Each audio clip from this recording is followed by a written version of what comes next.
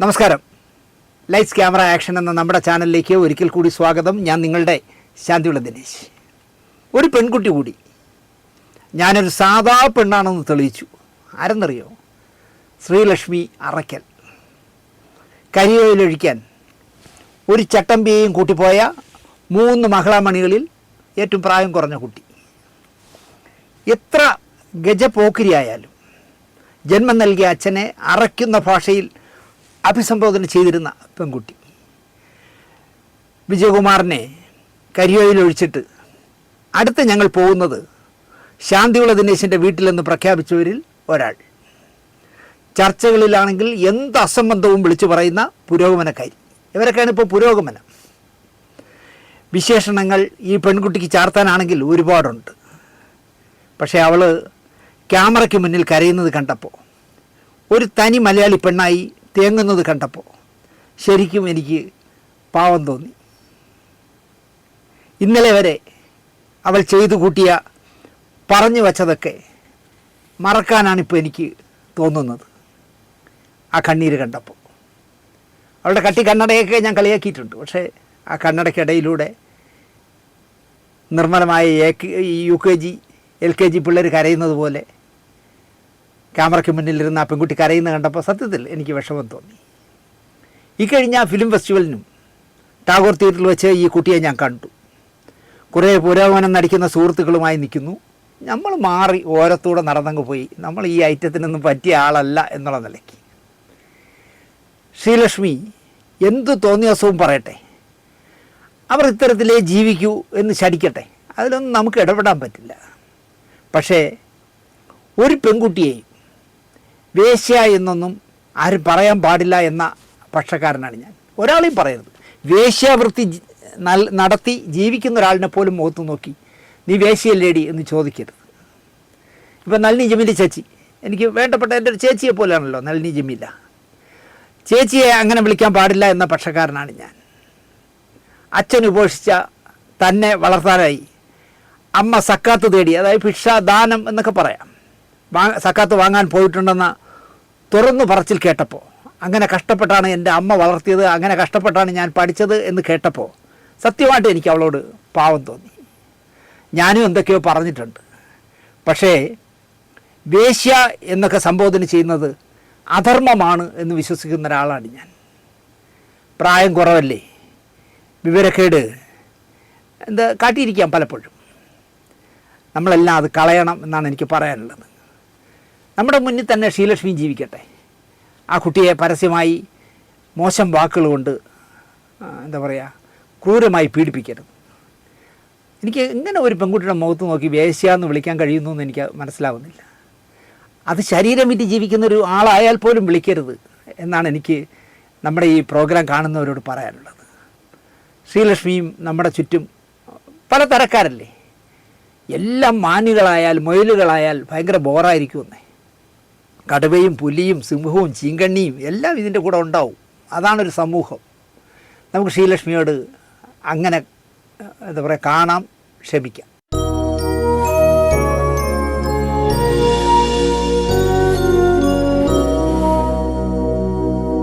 നമസ്കാരം.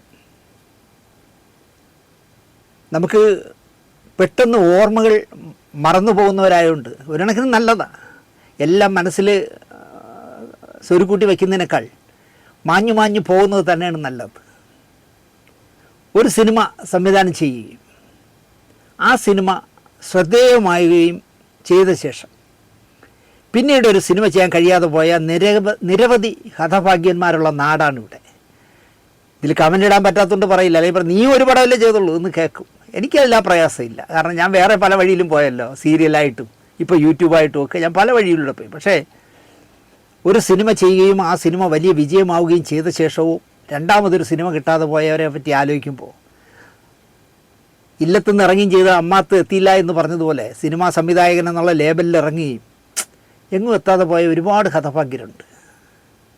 ഞാൻ അസോസിയേറ്റ് ഡയറക്ടറായി വർക്ക് ചെയ്ത കാവടിയാട്ടം എന്ന് പറഞ്ഞാൽ നല്ല വിജയ ചിത്രമായിരുന്നു കാവടിയാട്ടം. ആ ചിത്രത്തിൻ്റെ സംവിധായകൻ അനിയൻ.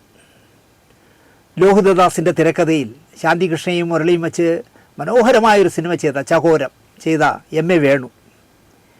MTയുടെ തിരക്കഥയിൽ തീർത്ഥാടനം ചെയ്ത കണ്ണൻ. കണ്ണനൊന്നുമില്ലെങ്കിലും ദൂരദർശനിൽ ജോലിയുണ്ട്. മോഹൻലാലിനെ നായകനാക്കി വാമനപുരം ബസ് റൂട്ട് എന്ന സിനിമ ചെയ്ത സോനു ശിശുപാൽ. ഇങ്ങനെ പറയാൻ തുടങ്ങിയാൽ ഈ ലിസ്റ്റിൽ അധികം ആരും ചർച്ച ചെയ്യപ്പെടാതെ പോയ നിരവധി പേരുണ്ട്. അതിലൊരാളാണ് സംവിധായകൻ ഗോപികൃഷ്ണ.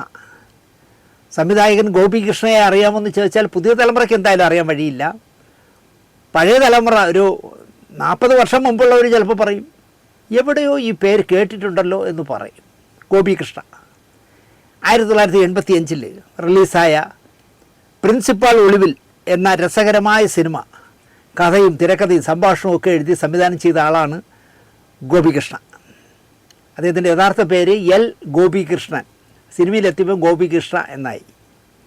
ഭരത് ഗോപിയും നെടുമുടി വേണുവും മേനകയും ജഗതിയും സുകുമാരി ചേച്ചിയും അടൂർഭാസിയും വി ഡി രാജപ്പനും കുതിരവട്ടം പപ്പവും സബിത ആനന്ദും ശ്രീനാഥും ഒക്കെയുള്ള നല്ലൊരു വലിയ താരനിരയുള്ള ഷാജിയൻ കരുൺ ക്യാമറ വർക്ക് ചെയ്ത ആലപ്പി രംഗനാഥ് ആദ്യമായി സിനിമയ്ക്ക് സംഗീത സംവിധാനം ചെയ്ത ചിത്രം ഒക്കെ ആയിരുന്നു പ്രിൻസിപ്പാൾ ഒളിവിൽ.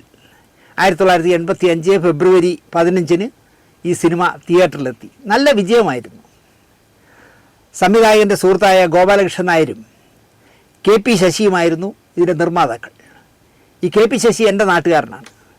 സിനിമ എടുക്കുമ്പോൾ അദ്ദേഹം കോൺട്രാക്റ്റ് വർക്ക് ചെയ്യുന്ന ആളാണ്.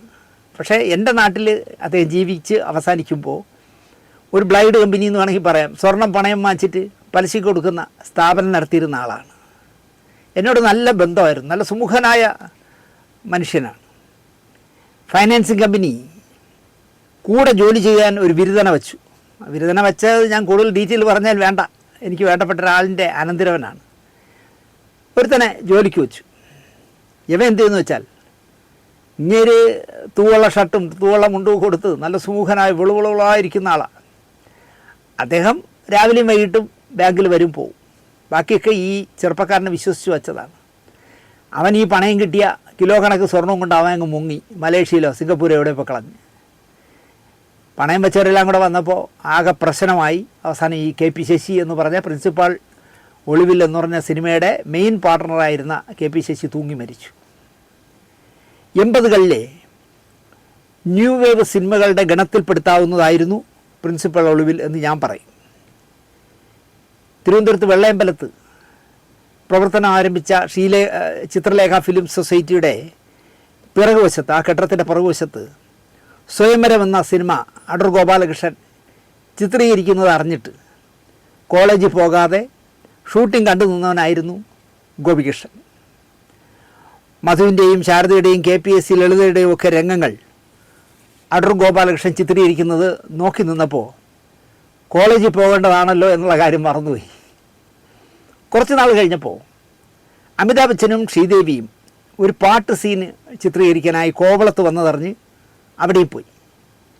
അവിടെ കൂടിയവരിൽ ആരോ അമിതാഭ് ബച്ചൻ ഷോട്ട് കഴിഞ്ഞ് പോകുമ്പോൾ ഓട്ടോഗ്രാഫ് ചോദിച്ചു. അദ്ദേഹം ഓട്ടോഗ്രാഫ് എഴുതി കൊടുക്കാനായിട്ട് നീട്ടിയവൻ്റെ ഓട്ടോഗ്രാഫ് കയ്യിൽ വാങ്ങിച്ചപ്പോഴാണ് ബച്ചൻ അറിയുന്നത് ബച്ചൻ്റെ പേനയില്ല. അടുത്ത് നിന്നവരോടൊക്കെ ചോദിച്ചു പേനയുണ്ടോയെന്ന്. ആരെങ്കിലും പേനയില്ല. അപ്പോൾ ഗോപികൃഷ്ണൻ വരികയായിരുന്നു. ഗോപികൃഷ്ണൻ്റെ പോക്കറ്റിൽ പേനയുണ്ട്. എപ്പോൾ കണ്ടാലും ഗോപികൃഷ്ണൻ ഒരു അധ്യാപകനായിട്ട് നമുക്ക് തോന്നും. പേനയൊക്കെ കുത്തി നല്ല വലിയ കഷണ്ടി തലയൊക്കെ ആയിട്ട് തടിച്ച ശരീരമൊക്കെ ആയിട്ട് ഇങ്ങനെ ഒതുങ്ങി പോകുന്ന ഒരു വലിയ മനുഷ്യൻ. ഗോപികൃഷ്ണൻ തൻ്റെ പേന ഒപ്പിടാനായി ബച്ചന് കൊടുത്തു. പാറശാലയിൽ IV ശശി കരിമ്പന എന്ന് പറഞ്ഞ സിനിമ ചിത്രീകരിക്കുന്നു എന്നറിഞ്ഞിട്ട് അവിടെയും പോയി ഗോപികൃഷ്ണൻ. പറയാൻ വിട്ടു, ഗോപികൃഷ്ണൻ നെയ്യാറ്റിൻകരക്കാരനാണ്. കൊറ്റാമം എന്ന് പറയും, കൊറ്റാമത്തുകാരനാണ് ഗോപികൃഷ്ണൻ. സിനിമ മോഹം കൂടിയപ്പോൾ ആരുടെയെങ്കിലും സംവിധാന സഹായിക്കണം എന്ന് അഭ്യർത്ഥിക്കാൻ വേണ്ടി സാക്ഷാൽ ജനറൽ പിക്ചേഴ്സ് രവി മുതലാളിയെ കാണാൻ കൊല്ലത്തേക്ക് പോയി. എന്നെ ഏതെങ്കിലും ഒരു സംവിധായകൻ്റെ കൂടെ കൊണ്ടാക്കണമെന്ന് പറഞ്ഞ് P. ഗോവിന്ദപിള്ള സാറിന് ഞാൻ കത്തെഴുതിയതുപോലെ PA ബക്കറിനെ പോലെ G. അരവിന്ദനെ പോലെ ആരോടെങ്കിലും അസിസ്റ്റൻ്റ് ആവാൻ എനിക്കൊരവസരം വാങ്ങിത്തരണമെന്ന് പറഞ്ഞ് ഞാൻ ഗോവിന്ദപിള്ള സാറിന് കത്തെഴുതി. ഗോവിന്ദപിള്ള സാർ എനിക്ക് മറുപടി കിട്ടും. ഞാൻ അത് മുമ്പ് ഒരിക്കൽ പറഞ്ഞു എന്ന് തോന്നുന്നു. അതുപോലെ അച്ചാണി രവി എന്ന് പറയുന്ന അടൂർ ഗോപാലകൃഷ്ണൻ്റെയും അരവിന്ദൻ്റെയും MTയുടെയും ഒക്കെ സിനിമകൾ നിർമ്മിച്ച വലിയ വ്യവസായിയായ ജനറൽ പിക്ചേഴ്സ് രവി എന്ന് പറഞ്ഞ രവി മുതലാളിയെ കാണാൻ പോയാൽ ഏതെങ്കിലും ഒരു സംവിധായകൻ്റെ കൂടെ എന്നെ അസിസ്റ്റൻ്റ് ആക്കുമെന്ന് ഗോപികൃഷ്ണന് തോന്നി. അദ്ദേഹം നേരെ വച്ച് പിടിച്ചു കൊല്ലത്തേക്ക്, അദ്ദേഹത്തിൻ്റെ വീട്ടിലേക്ക്. അത് രാവിലെ കുളിച്ച് റെഡിയായി കൊല്ലത്തേക്ക് വിട്ടു. 9 മണിയോടെ കൊല്ലത്തെത്തി. ഈ സിനിമാ നിർമ്മാതാവും മുതലാളിയൊക്കെ ആയ രവി മുതലാളിയുടെ വീട് എവിടെയെന്ന് കൊല്ലത്താണ്, അത് കൊച്ചു കുഞ്ഞിനോട് ചോദിച്ചാലും അവർ പറഞ്ഞു കൊടുക്കും. അങ്ങനെ ചോദിച്ച് കോടീശ്വരനായ രവി മുതലാളിയെ അന്വേഷിച്ച് വീട്ടിൽ പോയി. അക്കാലത്ത് അന്വേഷിച്ച് കണ്ടെത്തിയില്ല അച്ചാണി മുതലായ അദ്ദേഹം എടുത്ത സിനിമകളൊക്കെ സൂപ്പർ ഹിറ്റുകളും നല്ല നിലവാരമുള്ള സിനിമകളുമായിരുന്നു. ശ്രദ്ധേയമായ അടൂരിൻ്റെയും അരവിന്ദൻ്റെയും ഒക്കെ സിനിമകൾ അദ്ദേഹമാണല്ലോ നിർമ്മിച്ചത്. പുറത്ത് വരുമ്പോൾ കാണാനായി വീട്ടിൻ്റെ മുന്നിൽ ഗേറ്റിൻ്റെ അവിടെ കുറ്റിയടിച്ച് നിന്നു ഗോപികൃഷ്ണൻ. കുറേ നേരം കാത്തു നിന്നിട്ട് ആളും അനക്കമൊന്നുമില്ല. അങ്ങനെ നിൽക്കുമ്പോൾ ഒരു പഴഞ്ചൻ വസ്ത്രധാരണ ടൈപ്പിൽ ഒരു കൈനീളമുള്ള ഉടുപ്പും ഒരു സാധാരണ മുണ്ട് കൊടുത്തൊരു മനുഷ്യൻ ആ വീട്ടിൽ നിന്ന് ഇറങ്ങി ഭൂമിക്ക് നോവാതെ നടന്ന് പുറത്തേക്ക് പോയി. ഗേറ്റ് തുറന്ന് പുറത്തേക്ക് പോയി. ഗോപികൃഷ്ണൻ ശ്രദ്ധിച്ചത് അയാൾ ആരെയും ശ്രദ്ധിക്കുന്നില്ല എന്നതാണ്. ഗേറ്റിൻ്റെ അവിടെ നിൽക്കുന്ന ആളിനോട് പോലും എന്തിനു നിൽക്കുന്നു എന്ന് ചോദിച്ചില്ല. അദ്ദേഹം നടന്നങ്ങ് പോയി. ഇയാളുടെ ഒന്നും ചോദിക്കേണ്ട കാര്യമില്ല. കാരണം അത്രയും എന്താ പറയുക, പഴഞ്ചൻ ഡ്രസ്സൊക്കെയാണ് ഇട്ടിരിക്കുന്നത്. പഴഞ്ചൻ എന്ന് പറഞ്ഞാൽ പിഞ്ഞിപ്പോയതൊന്നുമല്ല, ഇപ്പോഴത്തെ ഫാഷനൊന്നുമല്ല. ഒരു ഇത്തിരി സാമ്പത്തിക സ്ഥിതിയുള്ളവർ ഇടുന്ന പോലത്തെ ഷർട്ടോ മുണ്ടോ ഒന്നുമല്ല. അദ്ദേഹം നടന്ന് പതുക്കെ അങ്ങ് പോയി. കുറേ നേരം നിന്നിട്ടും ഈ മുതലാളി പുറത്തു വരുന്നില്ല. അണ്ടി മുതലാളിയല്ലേ, കശുവണ്ടി മുതലാളിയല്ലേ, കോട്ടും സൂട്ടും ടൈയും ഒക്കെ ധരിച്ച മുതലാളി പുറത്തേക്ക് കാറി കയറാൻ വരുമ്പോൾ കാണാനാണ് നിൽക്കുന്നത്. പുറത്തേക്ക് പോയ കക്ഷിയോട് ചോദിക്കാമായിരുന്നു. പക്ഷെ അയാളുടെ നിസ്സംഗമായ ഭാവവും കൂതറ നാടൻ വേഷവും ഒക്കെ കണ്ടപ്പോൾ ഇയാളുടെ ചോദിക്കണ്ട എന്ന് വിചാരിച്ചു ഗോപികൃഷ്ണൻ. അതാ പുറത്തേക്ക് ഒരു ജോലിക്കാരൻ വരുന്നു. ഓടി അയാളുടെ അടുത്തേക്ക് ചെന്നിട്ട് പറഞ്ഞു, ഞാനേ രവി മുതലാളിയെ കാണാൻ വന്നതാണ്. എപ്പോൾ പുറത്ത് വരും മുതലാളി എന്ന് ചോദിച്ചു. മുതലാളിയെ കാണാനാണോ? അതെ, അല്പം മുമ്പേ മുതലാളി ഇതിലൂടെ നടന്നാണല്ലോ ഓഫീസിലേക്ക് പോയത്. ഞാൻ നിസാരനായി കണ്ട മനുഷ്യനാണ് മഹാനായ രവി മുതലാളി എന്നറിഞ്ഞപ്പോൾ ശരിക്കും ഗോപികൃഷ്ണൻ്റെ കിളി പോയി. കേട്ട പാതി കേൾക്കാത്ത പാതി ഗോപികൃഷ്ണൻ പുറത്തേക്ക് ഓടി. ഞാൻ നേരത്തെ പറഞ്ഞതുപോലെ ഭൂമിക്ക് നോവാതെ രവി മുതലാളി നടക്കുകയാണ് റോഡിൻ്റെ സൈഡ് പറ്റി. പിന്നാലെ എത്തി. വഴിക്ക് വെച്ച് തന്നെ, ക്ഷമയില്ലാത്തതുകൊണ്ട് ഓഫീസിൽ പോയി ചോദിക്കാൻ തോന്നിയില്ല, വഴിക്ക് വെച്ച് തന്നെ ആഗമന ഉദ്ദേശവും ആഗ്രഹവും ഒക്കെ രവി മുതലാളിയോട് പറഞ്ഞു. അദ്ദേഹം ഒരൊറ്റ സെൻറ്റൻസേ പറഞ്ഞുള്ളൂ, ഓഫീസിൽ ചെന്ന് രാജശേഖരനെ കാണൂ എന്ന് പറഞ്ഞിട്ട് അദ്ദേഹം നടന്നങ്ങ് പോയി. നേരെ ഓഫീസിലേക്ക് രാജശേഖരൻ എന്ന പരമാധികാരിയായ മനുഷ്യനോട് മുതലാളി കാണാൻ പറഞ്ഞ കാര്യം ചെന്ന് പറഞ്ഞു. എത്രയോ പേർ എന്തെല്ലാം ആവശ്യത്തിനായി ദിനവും വന്നു പോകുന്നതല്ലേ. രാജശേഖരൻ പറഞ്ഞു, വരട്ടെ നമുക്ക് നോക്കാം എന്ന് പറഞ്ഞങ്ങ് വിട്ടു. ഇത് 100 പേരുടെ പറഞ്ഞ ഡയലോഗാണ്. വരട്ടെ കേട്ടോ, നമുക്ക് നോക്കാം എന്ന് പറഞ്ഞു അങ്ങ് വിട്ടു. ഒന്നും സംഭവിക്കില്ല എന്ന് പറയേണ്ട കാര്യമില്ലല്ലോ. ശാന്തനായി തോന്നിയ ഓഫീസിലെ ഒരു സ്റ്റാഫിനോട് തൻ്റെ വരവിനെപ്പറ്റി ഗോപികൃഷ്ണൻ പറഞ്ഞു. മുതലാളിയെ ഓഫീസിൽ വെച്ച് എപ്പോൾ വന്നാൽ കാണാൻ പറ്റും എന്ന് ചോദിച്ചു. അദ്ദേഹത്തിന് അങ്ങനെ എളുപ്പം കാണാൻ പറ്റും തോന്നില്ല. രാവിലെ കൊല്ലത്താണെങ്കിൽ ഉച്ച കഴിഞ്ഞ് ഇംഗ്ലണ്ടിലാവും. അടുത്ത നാൾ ഫ്രാൻസിലായിരിക്കും. ഫ്രാൻസിൽ നിന്നും ജർമ്മനിക്ക് പോകും. അതാണ് മുതലാളിയുടെ പതിവ് ശീലം. കേരളത്തിലെ അക്കാലത്തെ ഏറ്റവും വലിയ കാഷ്യൂ എക്സ്പോർട്ടറാണ് രവി മുതലാളി. വിജയലക്ഷ്മി കാഷ്യൂ കമ്പനി എന്നോ അങ്ങനെ എന്തോ ആയിരുന്നു പേര്. വലിയ പേര് കേട്ട കമ്പനിയായിരുന്നു. കുറേ നാൾ കഴിയുമ്പോൾ, അപ്പോൾ അത് പരാജയപ്പെട്ടു, നടന്നില്ല. കുറേ നാൾ കഴിയുമ്പോൾ ഒരു നവാഗത സംവിധായകൻ, ബെൻ മാർക്കസ് എന്നാണ് പേര്, അദ്ദേഹം തിരുവനന്തപുരത്ത് ഉവ് എന്ന ചിത്രം എടുക്കുന്നത് അറിഞ്ഞു. അതിൽ എങ്ങനെയോ ഗോപികൃഷ്ണൻ കയറിപ്പറ്റി. സംവിധായകനും പിന്നെ ഒരുപാട് കാലം അസോസിയേറ്റ് ഡയറക്ടറായിരുന്ന കൃഷ്ണൻ മുന്നാടാണ്, കാസർഗോഡുകാരനായ കൃഷ്ണൻ മുന്നാടാണ് സഹസംവിധായകൻ. ജോർജ് ഓണക്കൂർ സാറാണ് ഉവ് എന്ന് പറഞ്ഞ പടത്തിൻ്റെ കഥയും തിരക്കഥയൊക്കെ എഴുതിയിരിക്കുന്നത്. ഉൾക്കടൽ കഴിഞ്ഞ ഉടനെയാണ്.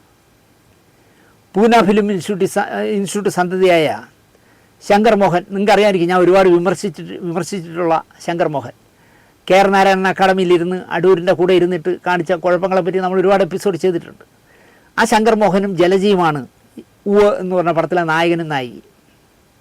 ഷൂട്ടിങ്ങിനിടയിൽ ശങ്കർ മോഹനുമായി നല്ല അടുപ്പത്തിലായി ഗോപികൃഷ്ണൻ.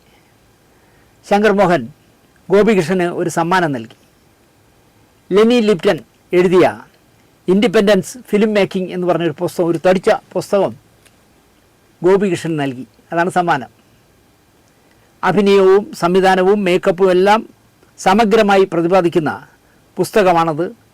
നന്നായിട്ട് ഗോപികൃഷ്ണൻ അത് വായിച്ചു പഠിച്ചു. ഉവ് എന്നുള്ള ടൈറ്റിൽ തിയേറ്ററിലെത്തിയപ്പോൾ ലയം എന്ന് മാറ്റി. റിലീസ് ചെയ്ത് 3-ാം ദിവസം സിനിമ ചുരുട്ടി. പിന്നാലെ NP അബൂനായി ബാലുഖുരുത്ത് വിസ എന്ന സിനിമ ചെയ്യാൻ തീരുമാനിച്ചു. അതിലും അസിസ്റ്റൻ്റായി. നല്ല പാട്ടൊക്കെ ഉള്ള പടമല്ലേ വിസ, മമ്മൂട്ടി മോഹൻലാലൊക്കെ ഉള്ള, ശാന്തി കൃഷ്ണയും ശ്രീനാഥും ഒക്കെ ഉള്ള പടം. വിസ കൂടി കഴിഞ്ഞപ്പോൾ ഗോപികൃഷ്ണന് തോന്നി ഇനി അസിസ്റ്റൻ്റ് ആവണമെന്നില്ല, ഏതാണ്ട് ഒരു സിനിമയുടെ ഒരു ധാരണയൊക്കെ ആയി. ഗോപികൃഷ്ണൻ ഒരു തിരക്കഥ എഴുതാൻ തുടങ്ങി. ട്യൂട്ടോറിയൽ കോളേജിൻ്റെ പശ്ചാത്തലത്തിലാണ് കഥ നടക്കുന്നത്. നല്ല രീതിയിൽ നടത്തുന്ന ഒരു ട്യൂട്ടോറിയൽ കോളേജും അതിന് ഘടകവിരുദ്ധമായ മറ്റൊരു കൂതറ ട്യൂട്ടോറിയൽ കോളേജിൻ്റെ കഥയാണ്. ഇവർ തമ്മിലുള്ള അനാരോഗ്യകരമായ മത്സരമാണ് വിഷയം. പ്രൊഡ്യൂസർക്കായും ഗോപികൃഷ്ണൻ അലയേണ്ടി വന്നില്ല. തൻ്റെ സുഹൃത്തും കാട്ടാക്കട ക്രിസ്ത്യൻ കോളേജിലെ കെമിസ്ട്രി അധ്യാപകനുമായ ഗോപാലകൃഷ്ണൻ നായർ എന്ന് പറഞ്ഞൊരു സുഹൃത്തുണ്ട് ഇദ്ദേഹത്തിന്. പടം എന്താ പറയുക, തീർത്തെടുക്കാനുള്ള പണം ഗോപാലകൃഷ്ണൻ നായരുടെ കൈവശമില്ല എന്ന് ആദ്യമേ തുറന്നു പറഞ്ഞു. ഒരാളെ കൂടെ കിട്ടിയാൽ സുഗമമായി സിനിമ തീർത്തെടുക്കാം. അന്ന് PWD കോൺട്രാക്ടറായിരുന്ന, ഞാൻ നേരത്തെ പറഞ്ഞില്ലേ ബ്ലൈഡ് കമ്പനി നടത്തിയിരുന്ന KP ശശി അവിടേക്ക് എൻട്രിയായി. പ്രധാന വേഷം മാർക്കറ്റ് വാല്യൂ പ്രേം നസീറിന് കൊടുക്കണമെന്നായിരുന്നു ഈ രണ്ട് നിർമ്മാതാക്കളുടെ ആഗ്രഹം. അന്ന് നസീർ സാറെന്ന് പറഞ്ഞാൽ പടം ഹിറ്റാണല്ലോ. നസീർ സാറിന് പ്രധാന വേഷം കൊടുക്കണം എന്ന് പറഞ്ഞു. അന്വേഷിച്ചപ്പോൾ നസീർ സാർ അന്ന് തൈക്കാടുള്ള അമൃത ഹോട്ടലിലുണ്ട്. സിനിമാക്കാരുടെ താവളമായിരുന്നല്ലോ അമൃത ഹോട്ടൽ. ചെന്ന് കണ്ടു, കാര്യം പറഞ്ഞു. ഒന്നും തൊടാതെ അദ്ദേഹം തിരിച്ചു മറുപടി പറഞ്ഞു. എന്താണെന്നറിയില്ല, ഈ പുതിയ പയ്യനെ ഇഷ്ടപ്പെട്ടില്ലെന്നോ കഥ ശരിയല്ലെന്നോ ഒന്നും പറയാൻ പോയില്ല. എനിക്ക് പാകമായ വേഷം അല്ലല്ലോ എന്നോ ഒന്നും പറഞ്ഞില്ല. അവിടെ ഇവിടെയും തൊടാതെ നസീർ സാർ പൊളൈറ്റായിട്ട് സംസാരിച്ചു. കൂട്ടത്തിൽ അദ്ദേഹം ഒരു കാര്യം കൂടെ പറഞ്ഞു. ഈ ഹോട്ടലിൽ ശ്രീവിദ്യ താമസമുണ്ട്. പ്രേം നസീർ അവരെ വിളിച്ച് പരിചയപ്പെടുത്തി. വിദ്യാമ്മയെ കൂടി നിങ്ങളുടെ പടത്തിൽ ഉൾപ്പെടുത്തണം എന്നായി നസീർ സാർ. നോക്കട്ടെ എന്ന് പറഞ്ഞിട്ട് ഗോപികൃഷ്ണന് സംഘു ഇറങ്ങി. കഥയും തിരക്കഥയും എഴുതിയ ഗോപികൃഷ്ണന് ഈ കഥയിൽ ഒരു കഥാപാത്രത്തിനും പ്രേം നസീർ ശരിയാകില്ല എന്നായിരുന്നു അഭിപ്രായം. പ്രൊഡ്യൂസർമാർ നിർബന്ധിച്ചുകൊണ്ടാണ് പോയത്. എന്നാൽ ഭരത് ഗോപി ഈ സിനിമയിലെ പ്രധാന വേഷം ചെയ്യാൻ അനുയോജ്യനാണ്. ഭരത് ഗോപിയെ പോയി കണ്ടു കരമനയിൽ. കാര്യം പറഞ്ഞു. കഥ കേട്ടിട്ട് തീരുമാനിക്കാം എന്നായിരുന്നു ഭരത് ഗോപിയുടെ മറുപടി. മറ്റാരൊക്കെ ഈ സിനിമയിൽ എൻ്റെ കൂടെ അഭിനയിക്കാനുണ്ട് എന്ന് തിരക്കി. നെടുപടി വേണുണ്ട് എന്ന് പറഞ്ഞപ്പോൾ എന്നാൽ വേണു കഥ കേൾക്കട്ടെ, അയാൾ ചെയ്യാം എന്ന് പറഞ്ഞാൽ ഞാൻ റെഡി. ഇതായിരുന്നു ഭരത് ഗോപിയുടെ തീരുമാനം. നേരെ നെടുപടിയെ പോയി കണ്ടു. കഥ പറഞ്ഞ് കേട്ട് കഴിഞ്ഞപ്പോൾ കഥ നെടുപടി വേണുവിന് ഇഷ്ടമായി. നല്ല പ്രിൻസിപ്പളായി ഗോപിയും മോശം പ്രിൻസിപ്പളായി വേണുവും അഭിനയിക്കാമെന്ന് നെടുപടി തന്നെ അങ്ങോട്ട് പറഞ്ഞു. ആ നല്ല പ്രിൻസിപ്പളില്ലേ, ട്യൂട്ടോറിയൽ കോളേജിൻ്റെ നല്ല ട്യൂട്ടോറിയൽ കോളേജിൻ്റെ പ്രിൻസിപ്പളായിട്ട് ഗോപിച്ചേട്ടൻ അഭിനയിക്കട്ടെ. ആ തല്ലിപ്പൊളി, എല്ലാ തല്ലിപ്പൊളി നിന്ന് കാണിക്കുന്ന ട്യൂട്ടോറിയൽ കോളേജിൻ്റെ പ്രിൻസിപ്പളായിട്ട് ഞാൻ അഭിനയിക്കാം എന്ന് വേണിച്ചേട്ടൻ തന്നെ പറഞ്ഞു. നെടുപടി ചോദിച്ചു, ക്യാമറ ആരാ? പലരുടെയും പേരുകൾ ഗോപികൃഷ്ണൻ പറഞ്ഞു. അതിൽ ഷാജിയൻ കരൻ്റെ പേരുമുണ്ട്. ഷാജി മതിയെന്ന് നെടുപടി ഉറപ്പിച്ചു. 2 പാട്ടുകളുള്ളത് ബിച്ചു തിരുമല എഴുതു. തരങ്ങിണി കാസറ്റുകൾക്ക് മാത്രം ഈണമിട്ടിരുന്ന ആലപ്പി രംഗനാഥിനെ സംഗീത സംവിധായകനാക്കാമെന്ന് ഗോപികൃഷ്ണൻ നിശ്ചയിച്ചു. ഷൂട്ടിംഗ് കാര്യങ്ങൾ പ്ലാൻ ചെയ്യാനും തിരക്കഥ തിരുത്താനും ഷൂട്ടിംഗ് ചാർട്ട് ചെയ്യാനും ആർട്ടിസ്റ്റുകളെ ഫിക്സ് ചെയ്യാനും ലൊക്കേഷൻ ഫിക്സ് ചെയ്യാനും ഒക്കെയായി തലസ്ഥാനത്തെ അന്നത്തെ സിനിമാക്കാരുടെ താവളമായ അല്ലെങ്കിൽ വാസസ്ഥലമായ കീർത്തി ഹോട്ടലിൽ ഒരു റൂമെടുത്ത് കാര്യങ്ങൾ മുന്നോട്ട് നീക്കി. കീർത്തി ഹോട്ടലിലെ ജോലിക്കാരനായിരുന്ന ഒരു ജോസുണ്ട്. സിനിമാക്കാരുമായി ജോസ് നല്ല ചങ്ങാത്തത്തിലായിരുന്നു. കുറച്ച് കാലം കഴിഞ്ഞപ്പോൾ അയാൾക്ക് ഈ ഹോട്ടൽ പണി മതിയായി. അയാൾ സിനിമാക്കാരനാവാൻ തീരുമാനിച്ചു. സിനിമകൾക്ക് വാർത്താ പ്രചരണം കൊടുക്കുന്ന PRO ആയി മാറി. അദ്ദേഹമാണ് പിന്നീട് നൂറുകണക്കിന് സിനിമകളുടെ വാർത്താ പ്രചാരകനായ വാഴു ജോസ്. ഈ ചിത്രത്തിനായി മേക്കപ്പ് മാനായി നിശ്ചയിച്ചിരുന്നത് പത്മരാജൻ്റെ സിനിമയിലൊക്കെ സ്ഥിരമായി വർക്ക് ചെയ്യുന്ന മോഹൻദാസ് എന്ന് പറഞ്ഞാൽ എൻ്റെ നാട്ടുകാരനാണ്. മോഹൻദാസിനെയാണ് വച്ചിരുന്നത്. ഒരു ദിവസം മോഹൻദാസ് ഒരു ചുള്ളി കമ്പ് പോലെ ഇരിക്കുന്ന ഒരു ചെറുക്കനുമായി അല്ലെങ്കിൽ ഒരു പയ്യനുമായി കയറി വന്നു. ഗോപികൃഷ്ണനോട് പറഞ്ഞു, സാർ, ഇവന് നന്നായി തുന്നൽ പണി അറിയാം. നമ്മുടെ സിനിമയുടെ വസ്ത്രാലങ്കാരകനായി ഒരു വർക്ക് കൊടുത്താൽ ഇവൻ രക്ഷപ്പെടും. എന്താ നിൻ്റെ പേര്? എൻ്റെ പേര് സുരേന്ദ്രൻ. ലക്ഷങ്ങൾ മുടക്കിയെടുക്കുന്ന സിനിമയിൽ, ഭരത് ഗോപി നെടുമുടി വേണുവൊക്കെ അഭിനയിക്കുന്ന സിനിമയിൽ എണീറ്റ് നേരെ നിൽക്കാനുള്ള ത്രാണി പോലും ഇല്ലാത്ത ഈ പയ്യനെ എന്ത് വിശ്വസിച്ച് തുന്നൽപ്പണി ഏൽപ്പിക്കും എന്നായിരുന്നു സംവിധായകൻ്റെ ചിന്ത. മോഹൻദാസ് പിന്നെയും ഗ്യാരണ്ടി പറയുകയാണ്, സാറേ മിടുക്കനാണ് സാറേ, കാണും പോലെ അല്ല, ആ ലുക്കില്ലാന്നേ ഉള്ളൂ, മിടുക്കനാണ് സാറേ എന്ന് മോഹൻദാസ് പിന്നെയും പറഞ്ഞുകൊണ്ടിരുന്നു. ഒരു കാര്യം ചെയ്യും, ഞാനൊരു ഷർട്ടിൻ്റെയും പാൻറ്റിൻ്റെയും തുണി തരാം, ഇയാളത് തച്ചുകൊണ്ട് വരട്ടെ, അത് കണ്ടിട്ട് ഞാൻ തീരുമാനം പറയാം. ഷൂട്ടിങ്ങിനായി വാങ്ങി വെച്ചിരുന്ന തുണികളിൽ നിന്നും ഒരു ജോഡി ഷർട്ടും പാൻറ്റും എടുത്ത്, പാൻസിൻ്റെയും തുണിയെടുത്ത് പയ്യനെ ഏൽപ്പിച്ചു, സുരേന്ദ്രനെ ഏൽപ്പിച്ചു. ഇത് തച്ചുകൊണ്ട് വാ, അത് കണ്ടിട്ട് തീരുമാനിക്കാം എന്നായി ഗോപികൃഷ്ണൻ. പിറ്റേന്നാൾ ഭംഗിയായി ഒരു ഷർട്ടും പാൻസും നല്ല ഫാഷനിൽ തച്ച് ആ പയ്യൻ കൊണ്ടുവന്നു. ഗോപികൃഷ്ണന് ഇഷ്ടമായി. അയാളെ പ്രിൻസിപ്പാൾ ഒളിവിൻ്റെ വസ്ത്രാലങ്കാരകനാക്കി. ആ സുരേന്ദ്രനാണ് പ്രശസ്തനായ ഇന്ദ്രൻസ്. ചെമ്പഴന്തിയിലായിരുന്നു ലൊക്കേഷൻ. ഒരു പേരെടുത്ത ട്യൂട്ടർ കോളേജ് ചിത്രീകരണത്തിനായി മഹാമനസ്കനായ അതിൻ്റെ ഉടമസ്ഥൻ നൽകി. ഷൂട്ടിംഗ് തുടങ്ങുന്ന ദിവസം ചെമ്പഴന്തി ഗുരുകുലത്തിൽ പോയി നന്നായി മനസ്സറിഞ്ഞ് ഗോപികൃഷ്ണൻ പ്രാർത്ഥിച്ചു. സംവിധായകൻ്റെ കൂടെ ജഗദീഷ് ശിവകുമാറും കൂടെ ചെന്നു ഗുരുദേവനെ പ്രാർത്ഥിക്കാനായിട്ട്. തിരിച്ച് റോഡിൽ നടന്ന് ലൊക്കേഷനായ ട്യൂട്ടോറിലേക്ക് വരുമ്പോൾ ജനം കൂടി. ജനങ്ങൾ ആർത്ത് വിളിച്ചു. സന്തോഷത്തിലാണോ സിനിമാക്കാരനായതിൽ ഒന്നാക്കാനാണോ എന്നുണ്ടെങ്കിൽ ജഗതിയെ നോക്കി അവർ കൂകി. കൂകൽ കളിയാക്കലിൻ്റെ ടോണുണ്ട് എന്ന് ജഗതിക്ക് തോന്നി. കൂകിയവരെ നോക്കി ജഗതി മുണ്ടുനോക്കി കാണിച്ചു. വല്ല കാര്യമുണ്ടെന്നല്ല ചോക്കടെ. കൂകിയവരെ നോക്കി കവല, നമ്മളെ മൂന്നാം പക്കം എന്ന് പറഞ്ഞ സിനിമയിൽ കവല കാണിക്കുന്ന അതേ പരിപാടി. ജനം ഇളകി. ഞങ്ങളുടെ നാട്ടിൽ വന്ന് ഞങ്ങളെ ഉടുതുണി പൊക്കി കാണിച്ച ജഗതിയെ വെച്ച് ഇവിടെ ഷൂട്ടിംഗ് നടത്തുന്ന കാര്യം ചിന്തിക്കേ വേണ്ട, ഞങ്ങൾ സമ്മതിക്കില്ല എന്ന് നാട്ടുകാർ പ്രതിഷേധിച്ചു. നാട്ടുകാരനായ ട്യൂട്ടർ കോളേജ് ഉടമ രാമചന്ദ്രൻ സാറും ചെമ്പഴന്തി SN കോളേജിൽ പഠിച്ച ഗോപികൃഷ്ണനും കൂടി അനുനയ ചർച്ചകൾ നടത്തിയിട്ടേ ചിത്രീകരണം അനുവദിച്ചുള്ളൂ നാട്ടുകാർ.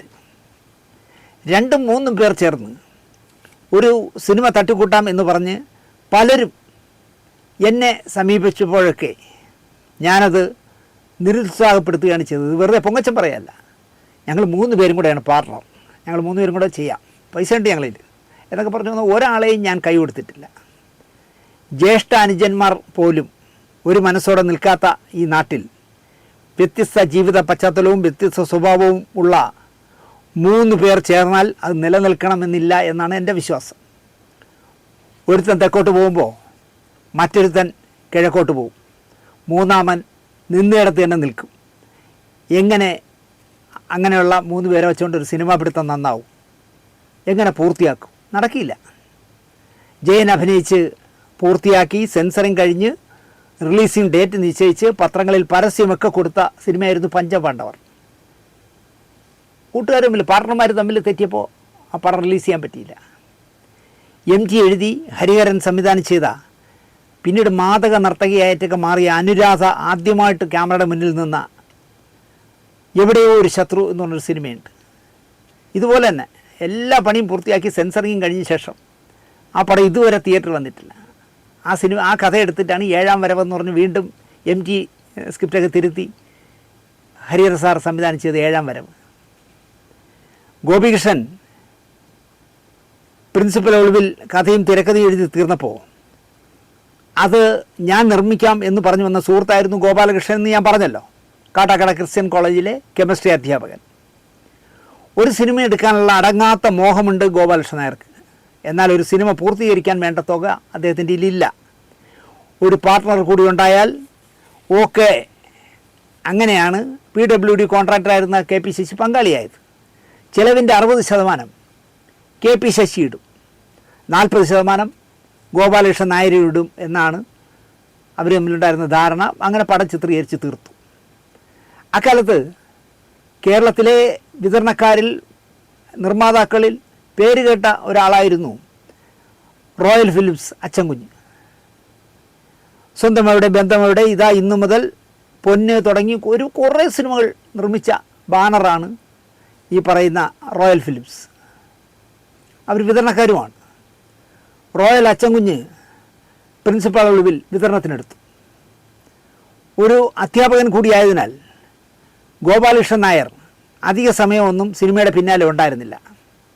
എന്നാൽ KP ശശി ഫുൾ ടൈം ഷൂട്ടിങ്ങിനും എല്ലാത്തിനും കൂടെ ഉണ്ടായിരുന്നു. KP ശശിയെയും ഗോപികൃഷ്ണനെയും വിശ്വാസവുമായിരുന്നു ഗോപാലകൃഷ്ണൻ നായർക്ക്. KP ശശി അച്ചൻകുഞ്ഞുമായി പെട്ടെന്ന് അടുത്തു. സിനിമ തീർന്നപ്പോൾ പോസ്റ്ററുകളിൽ അടക്കം നിർമ്മാതാവായി KP ശശിയുടെ പേര് മാത്രമേ വന്നുള്ളൂ. സ്വാഭാവികമായും നിർമ്മാതാക്കൾ തമ്മിൽ തെറ്റി എന്ന് പറയണ്ടല്ലോ, തെറ്റി. ഗോപാലകൃഷ്ണൻ നായർ പ്രിൻസിപ്പൽ ഒളിവിൽ റിലീസ് ചെയ്യുന്നതിനെതിരെ സ്റ്റേ വാങ്ങിച്ചു. നിർമ്മാതാവ് എന്ന് സ്റ്റേ വാങ്ങിച്ചു.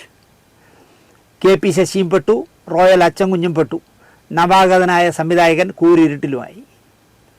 പടം തിയേറ്ററിൽ ഓടട്ടെ, മുടക്കിയ കാശിങ് തന്നേക്കാമെന്ന് KP ശശിയുടെ മുട്ടാപ്പോക്ക് ന്യായമൊന്നും ഗോപാലകൃഷ്ണൻ നായർ ചെവിക്കൊണ്ടില്ല.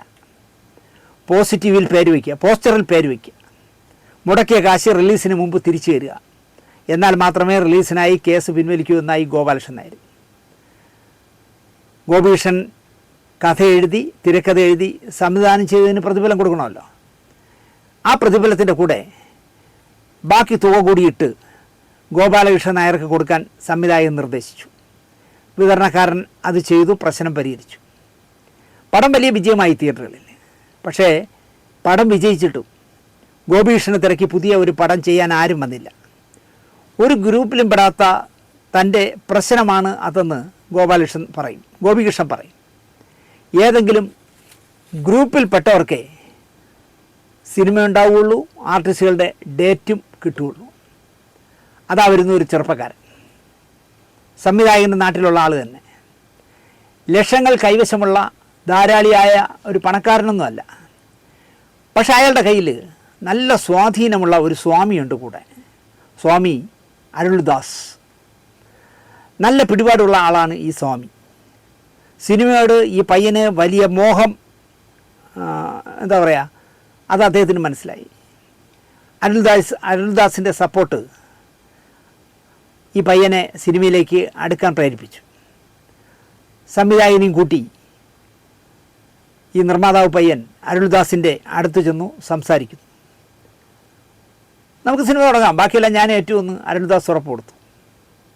ആദ്യഘട്ടം പാട്ട് റെക്കോർഡിംഗ്. ഇത്തവണ സംവിധായകൻ തന്നെ പാട്ടെഴുതി. ജെറി അമൽദേവായി ഇത്തവണത്തെ സംഗീത സംവിധായകൻ. സംവിധായകനും നിർമ്മാതാവും മദ്രാശിയിലെത്തി. അതിനു മുന്നേ തന്നെ അരുൾദാസ് മദ്രാസിലെത്തി. ജെറി അമൽദേവ് വന്നു. 4 പാട്ടുകൾക്ക് ട്യൂണിട്ടു. സംവിധായകൻ പാട്ടുകൾ എഴുതി. AVM സ്റ്റുഡിയോയിൽ റെക്കോർഡിംഗ് നിശ്ചയിച്ചു. അരുൾദാസ് യേശുദാസിനെയും ചിത്രയും വരുത്തി പാടിച്ചു. അരുൾദാസ് വിളിച്ചുകൊണ്ട് മാത്രമാണ് വന്നത്. പാടിക്കഴിഞ്ഞപ്പോൾ 10 പൈസ യേശുദാസും വാങ്ങിയില്ല, ചിത്രയും വാങ്ങിയില്ല. കാരണം അരുൾദാസ് എന്ന് പറഞ്ഞ സ്വാമി അവർക്ക് ഇഷ്ടപ്പെട്ടു. എന്നും നിൻ്റെ ഓർമ്മകളിൽ എന്നായിരുന്നു ചിത്രത്തിന് പേരിട്ടത്. എന്നും നിൻ്റെ ഓർമ്മകളിൽ. ഒരു പുതുമുഖ നായിക കിട്ടുമോ എന്ന് അരുൾദാസിനോട് ഗോപികൃഷ്ണൻ തിരക്കി. തുടക്കക്കാരിയായ അതിസുന്ദരിയായ സീതയെ സ്വാമി പരിചയപ്പെടുത്തി കൊടുത്തു. സ്വാമിമാരുടെ ഒരു ജോലി എന്തൊക്കെയാണെന്ന് നിങ്ങൾ ആലോചിച്ച് നോക്ക്. പല നമ്പറുകൾ കാണിച്ച് സ്വാമി നിമിഷ നേരം കൊണ്ട് സീതയെയും അച്ഛനെയും വീഴ്ത്തി. മലയാളം വേണ്ട എന്നായിരുന്നു അന്നത്തെ സീതയുടെ തീരുമാനം. സ്വാമിജിക്കായി ആ തീരുമാനം ഞാൻ മാറ്റുന്നു, ഞാൻ വന്ന് അഭിനയിക്കാമെന്ന് സീത ഏറ്റു. മമ്മൂട്ടി, മുകേഷ്, മാളരവിന്ദൻ, സുകുമാരി, കവിയൂർ പൊന്നമ്മ, സലീമ മുതലായവരായിരുന്നു ഈ സിനിമയ്ക്ക് വേണ്ട കഥാപാത്രങ്ങൾ ചെയ്യേണ്ടത്. അരുൾദാസ് സ്വാമി ഇവരെല്ലാം വീഴ്ത്തി എന്ന് പറയുന്നതായിരിക്കും ശരി. സ്വാമിയെ വേണമെങ്കിൽ പ്രൊഡ്യൂസറെന്നോ സിനിമയുടെ കൺട്രോളറെന്നോ എന്തു വേണമെങ്കിലും പറയാം. എല്ലാം റെഡിയായപ്പോൾ ഒരു വിതരണക്കാരനും വന്ന് ചാടി. 5 ലക്ഷം രൂപ തുടക്കത്തിൽ തന്നെ അഡ്വാൻസ് കൊടുത്ത് വിതരണക്കാരൻ. അപ്പോൾ അക്കാലത്ത് നെഗറ്റീവ് കിട്ടാൻ ഭയങ്കര ബുദ്ധിമുട്ടാണ്, കളർ ഫിലിം കിട്ടാൻ വലിയ ബുദ്ധിമുട്ടാണ്. അപ്പോൾ നെഗറ്റീവ് കരിഞ്ചന്തയിൽ വിൽക്കുന്ന ഒരാൾ അരുൾദാസ് സ്വാമിക്ക് 30 റോള് ഫിലിം, അതായത് 12,000 അടി, ഒരു സിനിമ എന്ന് പറഞ്ഞാൽ 12,000 അടിക്ക് താഴെ ഉണ്ടാവുള്ളൂ. 12,000 അടി ഫിലിം നെഗറ്റീവ് സ്വാമിക്ക് ഫ്രീ ആയിട്ട് കൊടുത്തു ഈ കരിഞ്ചത്തക്കാരൻ. ഷൂട്ടിംഗ് തുടങ്ങുന്നതിൻ്റെ തലേന്ന് തന്നെ സീതയും സംഘവും തലസ്ഥാനത്തെത്തി. ആക്കുളം കായലിനരികിൽ ചിത്രീകരണം ആരംഭിച്ചു. മുകേഷും സീതയുമായുള്ള സീനുകൾ, സലീമയും കവിയൂർ പൊന്നമ്മയുമായുള്ള സീനുകൾ, മാള അരവിന്ദനും കവിയൂർ പൊന്നമ്മയുമായിട്ടുള്ള സീനുകൾ എല്ലാം ഭംഗിയായി ഒന്നൊന്നൊന്നായിട്ട് ചിത്രീകരിച്ചു. അങ്ങനെ ചിത്രീകരണം മുന്നേറുമ്പോൾ അതാ വരുന്നു ഒരു വാർത്ത. പടം വിതരണത്തിനെടുത്ത വിതരണക്കാരൻ ഏതോ കേസിൽപ്പെട്ട് അകത്തായി. ചിത്രീകരണം തുടരാൻ കാശില്ല. ഷൂട്ടിംഗ് നിർത്തി. നടീനടന്മാരെ പറഞ്ഞയച്ചു, ഇനി അറിയിക്കുമ്പോൾ വന്നാൽ മതിയെന്ന്. 30% ചിത്രീകരണം അപ്പോൾ കഴിഞ്ഞിരുന്നു. ഒരു വിതരണക്കാരൻ എഗ്രിമെൻ്റ് വെച്ച സിനിമ ഏറ്റെടുക്കാൻ മറ്റൊരു വിതരണക്കാരനും തയ്യാറായില്ല. സണ്ണി ജോസഫായിരുന്നു സിനിമയുടെ ഛായാഗ്രാഹകൻ. സുഗമമായി ചിത്രീകരണം തുടരുകയും മമ്മൂട്ടി കൂടി എത്തുകയും ചെയ്തിരുന്നുവെങ്കിൽ എന്നും നിൻ്റെ ഓർമ്മകളിൽ തിയേറ്ററിൽ വരുന്നതോടെ ഗോപികൃഷ്ണൻ എന്ന കഥയും തിരക്കഥയും എഴുതി സംവിധാനം ചെയ്യാൻ അറിയാവുന്ന മനുഷ്യൻ ശ്രദ്ധേയനായനെ ആ ചിത്രത്തോടെ. ആദ്യ ചിത്രം നല്ല പേരുണ്ടാക്കി, നല്ല പ്രദർശന വിജയം നേടി. രണ്ടാമത്തെ സിനിമ പാതി വഴിയിൽ നിന്നുപോയി. അതോടെ ഗോപികൃഷ്ണ എന്ന ഗോപികൃഷ്ണൻ സിനിമാ രംഗം തന്നെ വിട്ടു.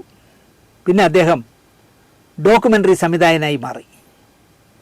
1975 എന്ന് പറയുമ്പോൾ 51 വർഷം മുമ്പ് കേരളകൗമുദിയുടെ വാരാന്ത്യ പതിപ്പിൽ കഥ എഴുതിക്കൊണ്ടാണ് ഗോപികൃഷ്ണൻ തുടക്കമിട്ടത് സാഹിത്യരംഗത്ത്. അഖില കേരള അടിസ്ഥാനത്തിൽ 1971 SSAC നടത്തിയ ചെറുകഥാ മത്സരത്തിൽ 1ാം സമ്മാനം നേടി. 1982 ജ്ഞാനം നടത്തിയ തിരക്കഥ രചനാ മത്സരത്തിൽ വേട്ട എന്ന തിരക്കഥ സമ്മാനാർഹമായി. ഈ വേട്ടയെക്കുറിച്ച് ഞാൻ വേറൊരു എപ്പിസോഡ് ചെയ്യുന്നുണ്ട്, അതുകൊണ്ട് ഇവിടെ പറയുന്നില്ല. 1985 പ്രിൻസിപ്പൽ ഒളിവിൽ എന്ന സിനിമ ചെയ്തു. 1995 വനപർവം എന്ന ഡോക്യുമെൻ്ററി ചെയ്തു. ദൂരദർശന് വേണ്ടി മരണം വിതയ്ക്കുന്ന പുകയില ശീലം, മിണ്ടാപ്രാണികളോട് അല്പം ദയ, 2 ഡോക്യുമെൻ്ററികൾ ചെയ്തു. The gene pool for generations എന്ന് പറഞ്ഞിട്ട് സൈലൻറ്റ് വാലിയെപ്പറ്റി ഒരു ഡോക്യുമെൻ്ററി ചെയ്തു. ഞാൻ എൻ്റെ ശത്രു എന്ന നോവൽ 2017 എഴുതി. 2018 ഒരു പീഡിതയുടെ കുംഭസാരം എന്ന ചെറുകഥാ സമാഹാരം ഇറക്കി. ഞാൻ കണ്ട ഇംഗ്ലണ്ട് എന്ന യാത്രാ വിവരണവും പിന്നെ നിരവധി പുസ്തകങ്ങളും അദ്ദേഹം എഴുതി. സെക്രട്ടേറിയറ്റിന് എതിർവശത്തുള്ള GPO ലൈനിൽ താമസിക്കുന്ന ഗോപികൃഷ്ണൻ എന്ന സംവിധായകനെ പലതവണ ഞാനെതിരെ കണ്ടിട്ടുണ്ട്. പക്ഷേ എന്തുകൊണ്ടോ എനിക്ക് പരിചയപ്പെടാൻ തോന്നിയില്ല. അദ്ദേഹത്തെ കണ്ട ഒരു റഫാണെന്ന് തോന്നും. അപ്പോൾ നമ്മൾ കയറി പരിചയപ്പെടാൻ ചെല്ലുമ്പോൾ വലിയ ഇടത്തൂടെ പറഞ്ഞാലേ നമ്മളെ സ്വഭാവം മാറില്ല. അതുകൊണ്ട് ഞാനങ്ങ് കണ്ടിട്ട് അറിഞ്ഞിടാത്തോലെ പോവും. ഇന്നലെ പ്രശസ്ത കഥാകാരൻ M. രാജീവ് കുമാറിൻ്റെ അദ്ദേഹത്തിന് സ്വന്തമായൊരു പ്രസിദ്ധീകരണശാലയുണ്ട്, പരിധി പബ്ലിക്കേഷൻസ്. സെക്രട്ടറിൻ്റെ എതിർവശത്താണ്. പരിധിയിൽ പോയപ്പോൾ എൻ്റെ ഇന്നലെകൾ എന്ന ഈ സംവിധായകൻ ഗോപികൃഷ്ണൻ്റെ ആത്മകഥാ പുസ്തകം ഡിസ്പ്ലേ ചെയ്തിരിക്കുന്നത് കണ്ടു. 320 രൂപയാണ് വില, കടന്ന വിലയാണെന്ന് ഞാൻ പറയും. എന്നിട്ട് ഞാനത് വാങ്ങിച്ചു.